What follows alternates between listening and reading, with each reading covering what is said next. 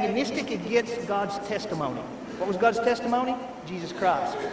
Jesus Christ is the testimony of God in this world. And they were antagonistic against the testimony of God, Jesus Christ. Jesus said, if you have seen me, you've seen the Father. Do you understand that to reject Jesus is to reject God?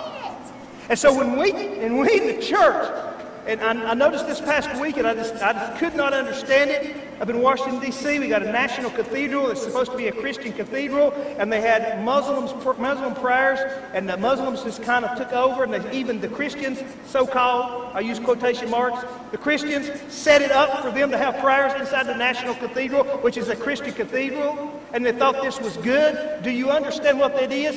Those who had part in that are saying that God is not the God that He says He is in the Word.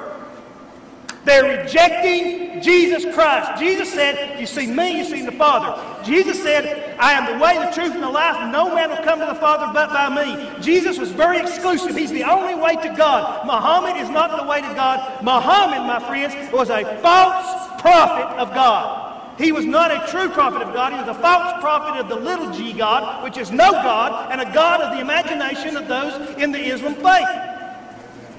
That's the bottom line. You can't make any more out of it. We do not worship the same God. Allah is not the God of the Scriptures. The God of the Scriptures is the God of love and the God of mercy and the God of grace, who would not lead millions upon millions of people astray with this strange alien God called Allah.